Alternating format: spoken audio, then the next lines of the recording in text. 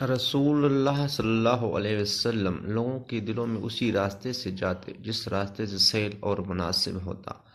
آپ صلی اللہ علیہ وسلم کے چچا فوت ہوئے تو قریش کے ظلم و ستم بڑھ گیا۔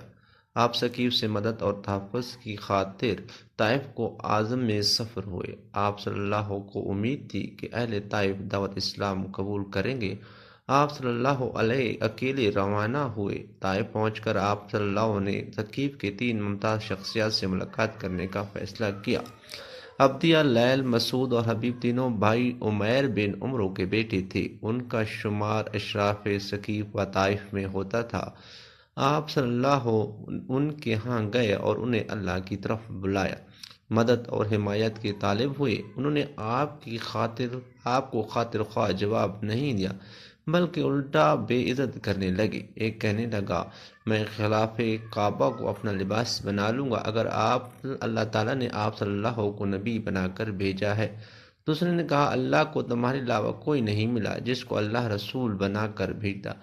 تیسرے نے فلسفہ بگاڑا کہ میں تم سے کلام نہیں کروں گا، کہ بقول تمہارے تم اللہ کے رسول ہو، تمہاری شان اس سے کہیں بلند ہے کہ میں تمہیں جواب دوں۔ اگر تم اللہ پر جھوٹ باندھ رہے ہو تو میں تم سے کلام کرنا پسند نہیں کرتا۔ آپ صلی اللہ نے ان کا نامناسب اور غیر دانشمندانہ جواب سنا تو جانے کے لیے اٹھے۔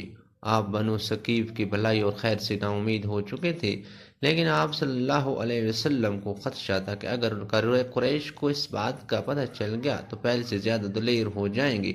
نبی پاک صلی اللہ علیہ وسلم نے ان سے فرمایا، تم لوگوں نے جو کچھ کیا سو کیا، لیکن اس بات چیت کو پوشیدہ رکھنا۔ لیکن بنو عمیر نے کوئی پرواہ نہ کی اور اپنے غلاموں اور شہر کے معاشوں کو کہا کہ اس شخص پر ظلم کرو اور شہر میں ڈنڈورا پیٹو۔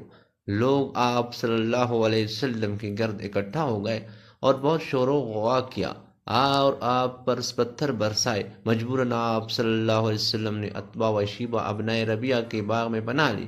وہ دونوں باغ میں موجود تھے۔ طائف کے اوباش واپس جا چکے تھے۔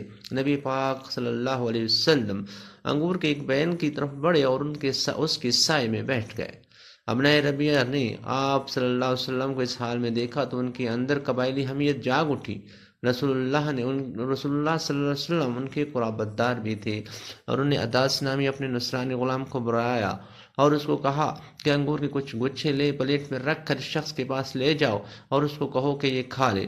عداس نے حکم کی تعمیل کی اور انگور لایا، رسول اللہ صلی اللہ علیہ وسلم کو پیش کیے اور کہا، کھائیے۔ رسول اللہ صلی اللہ علیہ وسلم نے بسم اللہ پڑھ کر ہاتھ بڑھایا۔ عداس نے حیرت سے رسول اللہ صلی اللہ علیہ وسلم کو دیکھا اور کہا، واللہ اس علاقے کے لوگ تو یہ کلمات نہیں کہتے۔ رسول پاک صلی اللہ علیہ وسلم نے اس سے پوچھا، عداس تم کس علاقے سے اور تمہارا دین کیا ہے؟ نصرانی ہو، نینوا سے آیا ہوں، عداس نے جواب دیا۔ رسول اللہ نے بولے، مرد صالح یونس بن متا کی بستی سے ہو، آپ کو کیا معلوم کہ یونس بن متا کون تھے؟ عداس نے حیرانگی سے پوچھا۔ رسول پاک صلی اللہ علیہ وسلم نے جواب دیا، وہ میرے بھائی ہیں، وہ نبی تھے اور میں بھی نبی ہوں۔ اس پر عداس نے جھک کر نبی پاک صلی اللہ علیہ وسلم کے سر اور پاؤں کو بوسہ دیا اور ابنائے ربیہ یہ منظر دیکھ رہی تھی اور کہا، لو تمہارا غلام تو کام سے گیا۔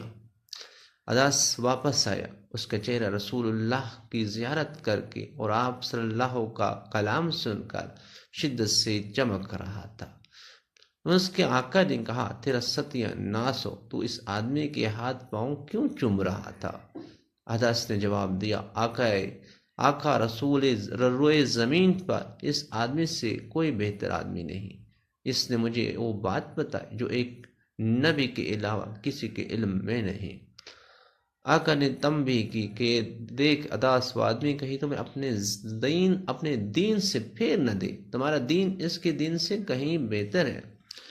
اس واقعے سے ہمیں یہ بات پتہ چلتی ہے کہ نبی پاک صلی اللہ علیہ وسلم نے دین ارشاد میں کیسی کیسی تکالیف سے گزرے اور دین اسلام کی ارشاد میں کیسے کیسے ظلم و ستم ان پر ڈھائے گئے، اور نبی پاک صلی اللہ علیہ وسلم کا رویہ غلام اور مالکین سے برابر تھا۔ آپ دونوں، مالک اور غلام دونوں کو دعوت اسلام دیتے۔